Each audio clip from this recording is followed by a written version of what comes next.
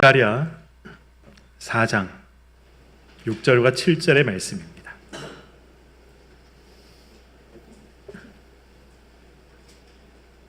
스가랴 4장 우리 6절과 7절의 말씀 구약성경 1315면에 있습니다.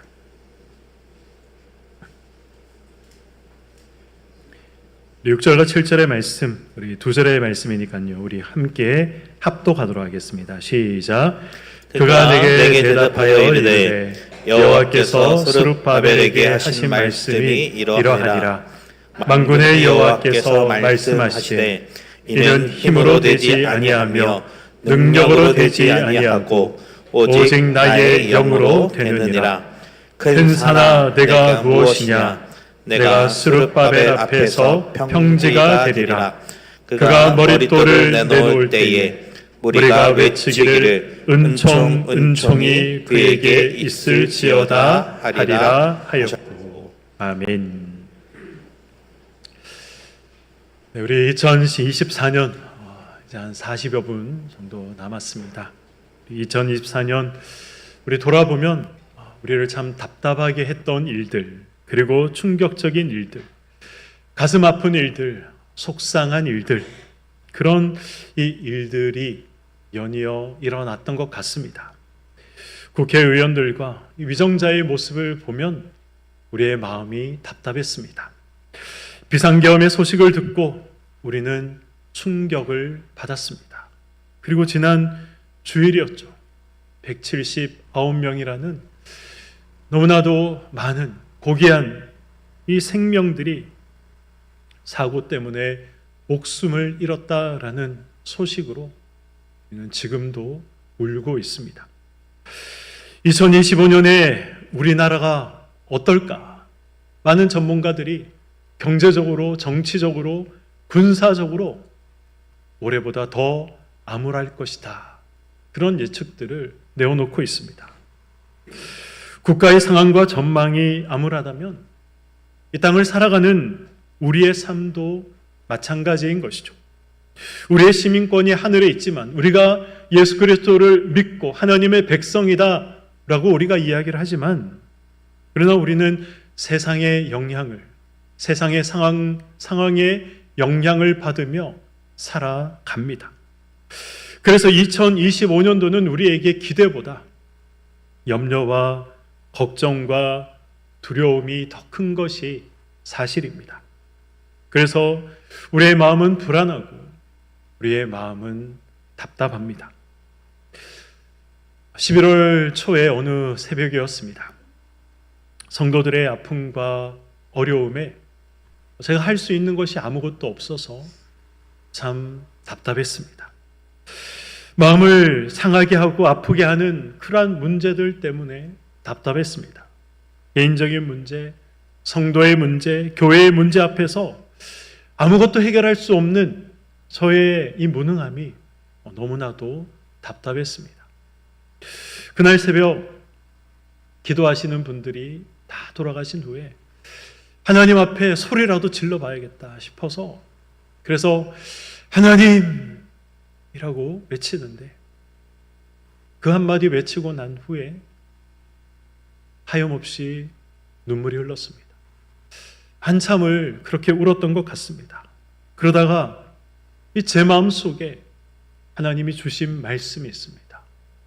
큰 산아 네가 무엇이냐? 네가 평지가 될지어다. 바로 오늘 우리에게 주신 말씀, 스가랴 4장 7절의 말씀을 하나님께서 저에게 선명하게 보여주셨습니다. 여러분은 이 말씀이 어떻게 느껴지십니까? 큰 산아 네가 무엇이냐? 네가 평지가 될지어다. 이 말씀을 들으면 여러분들은 어떤 마음이 드십니까? 힘 있는 말씀으로 들리지 않습니까? 금방이라도 하나님께서 나의 모든 문제와 염려를 해결해 주시겠다. 그렇게 이 말씀이 느껴지지 않습니까? 저에게도 그랬습니다. 그러나 한동안 이 말씀을 곰곰이 묵상하면서 큰 산과 같은 문제가 반드시 있다는 사실, 그리고 평지가 아니라 험난한 장애가 반드시 있다는 사실, 그 사실을 우리에게 말씀하고 있구나라는 것을 깨닫게 되었습니다. 우리 인생에는 넘을 수 없을 것 같은 그런 큰 산들을 우리가 만날 때가 얼마나 많이 있습니까? 견딜 수 없는 슬픔의 큰 산을 우리가 만날 때도 있습니다. 잠 못 이루도록 만드는 불안과 염려의 큰 산을 우리가 만날 때도 있습니다. 질병으로 인해서 고통받는 이 육체 때문에, 그래서 그 질병이 우리에게 큰 산으로 다가올 때도 있는 것이죠. 지금 우리가 그런 큰 산들을 경험하고 있지 않습니까? 우리가 지금 그런 큰 산들을 보고 있지 않습니까? 혼란과 참사로 큰 산을 만났습니다. 2025년 한 해는 더욱 암울한 한 해가 될 것이다 라는 그러한 기사들을 보면서 우리는 염려와 좌절의 큰 산을 눈앞에 두고 있습니다. 오늘 본문에 등장하는 스룹바벨도 큰 산을 만났습니다. 큰 산 앞에서 그도 좌절했습니다. 큰 산 앞에서 그도 낙심했습니다. 이러지도 못하고 저러지도 못하는 이 답답한 상황 가운데 스룹바벨도 있었습니다. 이 스룹바벨의 모습이 바로 오늘을 살아가는 저와 여러분들의 모습을 보는 듯합니다. 2600년 전, 지금으로부터 2600년 전 남유다는 이 느부갓네살에 의해서 멸망당하게 됩니다. 바벨론의 왕 느부갓네살에 의해서 멸망당하게 되죠. 많은 이스라엘 사람들이 이 바벨론으로 포로로 잡혀갔습니다. 그리고 50년이라는 시간이 흘러 어떤 역사적인 사건이 일어나게 됩니까? 페르시아가 바벨론을 정복하게 되는 역사적인 사건이 일어나게 된 것이죠. 페르시아의 왕은 고레스였습니다. 이 고레스는 유다 백성들을 향해서 다시 고향으로 돌아가라라는 칙령을 내리게 됩니다. 그리고 스룹바벨이 유대의 총독이 되어서 5만 명이라는 이 많은 이스라엘 백성들과 함께 예루살렘으로 돌아오게 되죠. 스룹바벨이 돌아와서 가장 먼저 했던 것이 무엇입니까? 포로로 있으면서 이스라엘 백성들은 하나님 앞에서 마음껏 예배드리지 못해서, 하나님 앞에 마음껏 제사 드리지 못해서 그들의 마음이 답답했습니다. 그래서 그들이 돌아와서 가장 먼저 한 것은 불타 없어진 성전을 재건하는 것이었습니다. 그리고 2년 만에 성전의 기초가 놓여지게 되었습니다. 성전 재건은 하나님께서 기뻐하시는 일일까요? 아니면 하나님께서 원치 않는 일이실까요? 어떤 일입니까? 기뻐하는 일이죠. 성전 재건은 하나님께서 기뻐하시는 그런 일입니다. 이스라엘 백성들이 예루살렘에 돌아왔을 때 여러분 한번 그 예루살렘의 모습을 한번 상상해 보시기 바랍니다. 예루살렘은 지금 폐허가 되어 있었습니다. 오늘 당장 자야 할 집도 없었습니다. 내일 당장 먹어야 할 그 양식도 없었습니다. 그럼에도 그들은 자기들의 안위를 생각하지 않았습니다. 자신들의 집부터 건축하지 않았습니다. 자신들의 농경지부터 그들이 돌보지 않았습니다. 하나님께 예배하기 위해서 하나님의 성전을 재건하는 것, 이것이 그들이 돌아와서 가장 먼저 했던 일이었습니다. 이 일이 쉬운 일이었을까요? 만약 우리가 전쟁 때문에 피난을 간 후에 다시 돌아왔을 때 교회뿐만 아니라 우리의 집도 사라지고 우리의 삶의 터전도 다 사라졌을 때 누군가가 하나님의 교회부터 예배 드릴 수 있는 장소부터 우리가 재건합시다라고 이야기한다면 그 이야기하는 것이 쉬울까요? 여러분들은 그 이야기를 들으시면 그래 그렇게 합시다라고 선뜻 이야기하실 수 있으시겠습니까? 그러나 스룹바벨은 그렇게 했습니다. 그리고 이스라엘 백성들은 그의 말을 따랐던 것이죠. 이 이스라엘 백성들의 믿음과 결단이 대단하지 않습니까? 저는 말씀을 준비하면서 대단하다. 어떻게 이런 믿음을 가질 수 있는가? 그들의 믿음, 그들의 신앙, 그들의 결단에 저는 감탄하지 않을 수가 없었습니다. 이 일은 분명 하나님께서 기뻐하시는 일이었습니다. 믿음의 귀한 일이었습니다. 그러나 그 믿음의 귀한 일이며 하나님께서 기뻐하시는 일임에도 불구하고 성전 재건은 순탄하지 않았습니다. 시간이 지나면 지날수록 이 설상가상으로 내적인 위기가 찾아오고 또 외적인 위기도 그들에게 닥쳐왔습니다. 이스라엘 백성들에게 찾아온 이 내적인 위기가 무엇입니까? 성전 재건이 더디게 진행되었다는 것이 가장 큰 위기였습니다. 그래서 백성들의 이 생활고와 피로를 호소하는 이러한 사람들이 늘어나게 된 거죠. 그래서 그들이 어떤 이야기를 합니까? 우리가 성전을 재건할 게 아니라 이제 우리가 먹고 살아야 되지 않겠느냐, 이런 말들이 나오기 시작합니다. 불평과 불만들이 터져 나오기 시작했던 것이죠. 그리고 그들 가운데 내분이 일어났던 것입니다. 성전의 초석이 놓일 때에는 기뻐하는 자들도 있었지만 그러나 슬퍼하는 자들도 있었습니다. 솔로몬의 성전이 어떠했는가를 생전에 보았던 자들이 이 초석이 놓이는 것을 보고 너무 초라하고 솔로몬의 성전에 비해서 볼품 없었기에 그들이 한탄하며 통탄했다라고 성경은 기록을 하고 있습니다. 솔로몬 성전을 보았던 사람들은 모두 이스라엘의 원로들이었습니다. 이스라엘의 어른들이 기뻐하고 감사하는 그런 모습을 보여줘야 이 성전 재건에 참여하고 있는 젊은이들이 힘을 내어 일할 수 있지 않겠습니까? 힘들고 어렵지만 계속해서 성전을 재건해야겠다라는 이 마음을 가질 수 있지 않겠습니까? 자신들의 의식주를 뒤로하고 성전의 초석을 놓았지만 백성들의 어른들이 그 초석을 보고 한탄하고 통탄하며 우는 모습을 보면서 그들이 힘을 얻었을까요? 그렇지 않았을 것입니다. 부정적인 마음이 찾아왔을 것입니다. 성전 재건에 대한 회의의 마음이 찾아왔을 것입니다. 이스라엘의 외적으로 찾아온 어려움은 무엇입니까? 수많은 이 외부의 세력들의 방해가 있었다는 것이죠. 이스라엘 서쪽의 총독들이 이 유다의 성전 재건을 방해했습니다.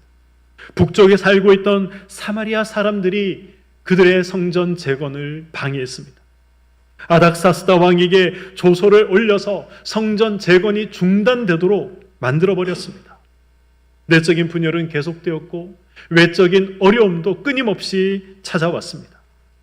그래서 성전 재건이 중단되고 말았던 것이죠. 이 상황이 이해되십니까? 저는 사실 이해가 되지 않습니다. 자신들의 유익보다 지금 하나님의 기쁨을 우선시하고 있지 않습니까? 자신들의 삶보다 하나님께 예배 드리는 것을 그들이 우선시하고 있지 않습니까? 자신들의 집이 아니라 먹고 사는 문제가 아니라 성전 재건을 위해서 할 수 있는 최선을 다해 그들이 달려가고 있지 않습니까? 그러나 내적인 분열이 찾아옵니다. 외적인 방해가 찾아왔습니다. 급기야 왕이 명령을 내려서 성전 재건을 멈추도록 해버렸습니다. 암울한 상황, 답답한 상황이 그들 가운데 찾아왔던 것이죠. 여러분이 이런 상황을 겪게 된다면 어떤 생각을 하시겠습니까? 제가 만약 이런 상황을 겪게 된다면 저는 이렇게 생각할 것 같습니다. 하나님께서 보내서 왔는데 왜 이렇게 어려움이 많은가? 왜 이렇게 방해가 많은가? 하나님께서 허락하신 일이라 믿었는데 왜 이런 어려움들이 있는가? 하나님께서 기뻐하시는 일이라 믿었는데 왜 이렇게 답답한 일들이 일어나는가? 제가 만약 그 상황에 있었다면 저는 그런 생각을 했을 것 같습니다. 이스라엘도 그랬습니다. 좌절되고 낙심되는 이 상황들을 보면서 하나님이 함께 하시지 않는다. 하나님이 기뻐하시는 일이 아니다. 지금은 성전을 재건할 때가 아니다. 사람들이 그렇게 생각하기 시작했습니다. 그래서 성전 재건을 중단해 버립니다. 그리고 자기 생활과 자기 소유를 늘리는데 급급한 삶을 살아갔던 것이죠. 그런 삶이 15년이나 이어졌습니다. 이스라엘을 이 유대 땅으로 인도해온 사람이 누구였습니까? 스룹바벨이었습니다. 성전 재건의 소망을 가지고 돌아왔지만 내적으로 외적으로 끊임없이 낙심되고 답답한 상황들이 찾아왔습니다. 급기야 왕이 성전 재건을 중단시켰기에 이 성전 재건이 더 이상 진행될 수 없는, 어떻게 본다면 이제 성전 재건하는 것은 불가능한 일이다 라고 생각하게 될 일이 발생했던 것이죠. 스룹바벨은 낙심했습니다. 스룹바벨은 절망했습니다. 낙심하고 절망한 스룹바벨을 향해 하나님께서 말씀하십니다. 오늘 본문 6절의 말씀입니다. 그가 내게 대답하여 이르되 여호와께서 스룹바벨에게 하신 말씀이 이러하니라. 만군의 여호와께서 말씀하시되 이는 무엇과 무엇으로 되지 않는다라고 말씀하고 있습니까? 힘으로 되지 아니하며 능력으로 되지 아니하고 무엇으로 된다고 말씀합니까? 나의 영으로, 오직 나의 영으로 되느니라 라고 말씀하십니다. 하나님께서 말씀하신 힘이 무엇입니까? 하나님께서 말씀하신 능력이 무엇입니까? 하나님께서 말씀하신 이 힘은 인간의 힘, 군사력을 말하는 것이죠. 스룹바벨은 유다의 총독으로 돌아왔지만 그에게는 힘이 없었습니다. 군대가 없었습니다. 반대하는 세력들을 제어할 수 있는 그런 군대가 그에게는 없었습니다. 성전 재건 사업을 완수해 낼 수 있는 그런 능력도 재능도 그에게는 없었습니다. 스룹바벨은 나에게 힘이 있었다면, 나에게 군대가 있었다면 성전 재건을 할 수 있었을 것이다 생각했을 것입니다. 나에게 능력이 있었다면 왕의 마음을 돌이키고 사람의 마음을 돌려놓을 수 있었을 것이다. 그는 그렇게 생각했을 것입니다. 그래서 하나님은 그에게 힘으로 되는 것이 아니다, 능력으로 되는 것이 아니다 라고 말씀하신 것이죠. 스룹바벨 성전 공사는 사실 큰 공사가 아니었습니다. 굉장히 작은 규모였습니다. 성전 기초를 놓았을 때 솔로몬의 성전을 본 노인들이 통곡했다라고 하지 않습니까? 이 말의 의미가 무엇입니까? 통곡할 정도로 스룹바벨 성전이 너무나도 작았다라는 것입니다. 그런데 정말 그랬습니다. 솔로몬 성전에 비하면 스룹바벨 성전은 그 크기가 4분의 1밖에 되지 않았습니다. 스룹바벨 성전이 지어질 당시에 이미 피라미드가 존재하고 있었습니다. 이미 대도시들과 그리고 운하들이 존재하고 있었습니다. 스룹바벨 성전은 그런 건축물에 비하면 정말 보잘것없는 그런 건축물인 것이죠. 그래서 인간의 힘으로 얼마든지 세울 수 있다라고 충분히 생각할 수 있었습니다. 그러나 하나님은 인간의 힘과 인간의 능력으로는 할 수 없다, 불가능하다 말씀하십니다. 그 이유가 무엇입니까? 인간의 일이 아니라 하나님의 일이기 때문에 그렇습니다. 하나님의 일은 인간의 힘과 능력이 아니라 하나님의 일은 무엇으로 하는 것이다 라고 말씀하고 있습니까? 오직 그의 영으로, 하나님의 영으로 하는 것이다 라고 말씀하고 있습니다. 스가랴 4장 2절과 3절을 보시면 스가랴에게 하나님께서 보여주신 환상이 기록이 되어 있습니다. 2절과 3절의 말씀을 보겠습니다. 그가 내게 묻되 내가 무엇을 보느냐? 내가 대답하되 내가 보니 무엇이 있다라고 기록하고 있습니까?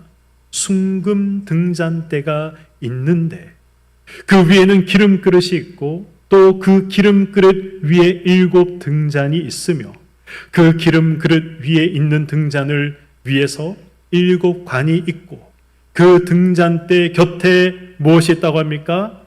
2 감람나무가 있는데 하나는 그 기름 그릇 오른쪽에 있고 하나는 그 왼쪽에 있나이다 하고, 하나님께서 스가랴에게 보여주신 환상의 내용입니다. 순금 등잔대가 상징하는 것이 무엇입니까? 수룹바벨을 상징합니다. 감람나무가 상징하는 것은 무엇입니까? 하나님의 영이신 성령을 상징합니다. 감람나무의 기름이 순금 등잔대에 끊임없이 부어져서, 그래서 그 등잔대에서 쉼없이 불꽃이 올라온다는 것이죠. 등잔대의 기름이 공급되어야 등잔대에서 불이 올라오는 것처럼 결국 우리에게 하나님의 영이신 성령이 우리를 불타게 한다는 것입니다. 하나님의 영으로부터 공급받지 않고 우리는 아무것도 할 수 없다라는 것입니다. 하나님의 자녀로 살아갈 수 있는 이 힘을 하나님께서, 하나님의 영이신 성령께서 공급해 주시는 것입니다. 이것이 하나님의 사람들이 살아가는 원리다라고 성경은 말씀하고 있는 것이죠. 하나님의 일을 감당하는 원리다라고 말씀하고 있는 것입니다. 하나님의 사람들이 하나님의 일을 감당할 때에는 자기의 능력과 자기의 힘으로 감당하는 것이 아니라 하나님의 영으로 감당하는 것이다. 자기의 힘과 자기의 능력으로 살아가는 것이 아니라 하나님의 영으로 살아가는 것이다. 이 말씀을 우리에게 하고 있는 것입니다. 예수를 믿는다 말하는 사람 중에 사실 이 원리를 모르는 사람은 아무도 없습니다. 우리가 다 이 원리를 알고 있지 않습니까? 그러나 우리가 왜 다 꺼져버린 불처럼 살아갑니까? 그런 삶을 살아가는 이유가 무엇입니까? 문제에 허덕이며 살아가는 이유가 무엇입니까? 이 원리를 우리가 무시하며 살아가기 때문에 그렇습니다. 이 원리를 우리가 잊어버리고 살아가기 때문에 그렇습니다. 저와 여러분을 지배하는 법, 저와 여러분을 지배하는 원리는 세상의 법이 아니라, 세상의 원리가 아니라 바로 하나님의 법과 하나님의 원리라는 사실을 우리는 잊어서는 안 됩니다. 우리가 누구에게 속해 있습니까? 하나님께 속한 자들 아닙니까? 하나님께 속한 자들은 하나님의 법과 하나님의 원리에 지배를 받아야 하는 것입니다. 세상의 법과 원리는 힘이 있어야 한다, 능력이 있어야 한다라고 말합니다. 맞습니다. 그것은 세상의 법과 원리입니다. 그러나 성도인 우리를 지배하는 법과 원리는 나의 능력과 나의 힘으로 살아가는 것이 아니라 하나님의 영으로, 그분이 우리에게 부어주시는 은혜로, 공급함으로 살아가는 것이다. 이것이 성경이 우리에게 말씀하고 있는 믿는 자들의 삶의 원리요, 믿는 자들의 법이다 라고 말씀하고 있는 것이죠. 그 원리를 기억하고 살아가는 자에게 하나님께서는 하나님의 영으로 충만하게 하시는 것입니다.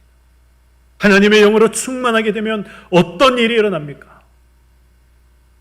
큰 산이 평지가 되는 일이 일어난다는 것이죠. 예수님의 제자들을 한번 보시기 바랍니다. 예수님의 제자들 3년 동안 예수님과 동고동락하며 그들이 함께 예수님과 보내지 않았습니까? 그러나 성령께서 강림하시기 전까지 그들은 무능한 존재로 살아갔습니다. 오순절 성령의 임재를 경험하자 그들에게 어떤 일들이 일어났습니까? 안 된다, 어렵다, 불가능하다 라고 생각했던 이 일들이 일어나지 않습니까? 놀라운 복음의 역사가 일어나지 않습니까? 수천 명의 사람들이 예수께 돌아오지 않습니까? 이 일은 수룹바벨에게도 일어났습니다. 어떤 일이 일어났습니까? 7절 상반절의 말씀, 큰 산아 네가 무엇이냐?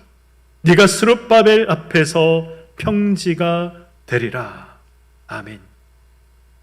하나님께서 말씀하시는 큰 산이 무엇입니까? 성전 재건을 방해하는 모든 요소들이었습니다. 사마리아 사람들이 이스라엘을 고소하면서 아닥사스다 왕에게 이렇게 이야기합니다. 왕이시여, 저 유대 사람들이 성전을 재건하면 왕에게 더 이상 세금을 바치지 않을 것입니다. 이런 말로 그들을 모함했습니다. 아닥사스다는 이 사마리아 사람들의 말을 듣고 성전 재건을 중단시켜버립니다. 15년 후에 이 성전 재건이 우여곡절을 겪으며 다시 시작이 되었습니다. 그런데 이번에는 대적들이 등장을 하죠. 요단강 서쪽에 있는 총독들이 등장해서 이 성전 재건을 방해합니다. 이 성전 재건은 어떠한 법적인 근거도 없다라고 이야기를 하면서 성전 재건을 멈추기를, 방해하기를 시작했습니다. 하나님은 이 모든 문제들, 큰 산과 같은 이 모든 문제들을 향해 말씀하십니다. 큰 산아, 네가 무엇이냐? 이 말씀이 어떤 의미인지 아십니까? 이 말씀이 어떤 뉘앙스를 가지고 하나님께서 말씀하신 것인지 아십니까? 하나님이 굉장히 깔보며 비꼬며 하시는 것입니다. 니깎게 뭔데 나의 일을 방해하느냐? 그것이 큰 산아 네가 무엇이냐? 라는 하나님의 말씀의 의미입니다. 아무리 큰 산이라 해도, 아무리 큰 장애와 어려움이라 해도 하나님은 온 우주를 하나님의 뜻대로, 하나님의 계획대로 하나님은 움직이고 다스리는 분이십니다. 그 하나님 앞에 사실 큰 산이라는 것은 존재하지 않습니다. 그래서 하나님은 큰 산들을 향해서 수르바벨 앞에 평지가 되리라 라고 말씀하셨고 말씀대로 되었습니다. 말씀을 맺도록 하겠습니다. 사람은 누구나 살아가면서 장애물을 만나게 됩니다. 중요한 것은 장애물이 얼마나 큰가, 그것이 아니라 그 장애물을 어떻게 대하는가, 그것이 중요한 것입니다. 하나님을 철저히 신뢰하고 의지한다면 아무리 큰 산이라 하더라도 평지가 되는 것입니다. 그러나 하나님을 신뢰하지 못한 자에게는 작은 언덕도 넘지 못할, 돌파하지 못할 큰 산이 되는 것입니다. 저와 여러분에게 있는 큰 산이 무엇입니까? 우리를 낙심하게 하는 일, 절망하게 하는 일, 답답하게 하는 일, 포기하게 하는 일, 그것이 무엇입니까? 2025년 큰 산을 만나면 도망가지 마시고, 포기하지 마시고, 낙심하지 마시고 한번 외쳐보시기 바랍니다. 큰 산아, 네가 무엇이냐? 내 앞에 평지가 될지어다. 우리 한번 외쳐보도록 하겠습니다. 큰 산아, 네가 무엇이냐? 내 앞에 평지가 될지어다. 하나님께서 우리에게 약속하신 말씀입니다. 큰 산을 만나면 큰 산아, 네가 무엇이냐? 하나님 앞에, 내 앞에 평지가 될지어다. 외치시길 바랍니다. 이 말씀을 믿고 돌파해 나가시기 바랍니다. 성령의 능력으로 돌파해 나가시기 바랍니다. 말씀으로, 믿음으로, 기도로 돌파하며 큰 산이 평지가 되는 역사, 문제가 간증이 되는 은혜의 역사를 경험하고 체험하는 2025년. 문제를 만나면, 큰 산을 만나면 큰 산아, 네 깎게 무엇이냐? 내 앞에 평지가 될지어다 외치고 선포하는 2025년 한 해가 되시기를, 그런 삶 속에서 하나님의 은혜와 역사를 경험하며 성령의 채우심을 경험하는 저와 여러분의 삶이 되시기를 주님의 이름으로 간절히 축원드립니다. 아멘.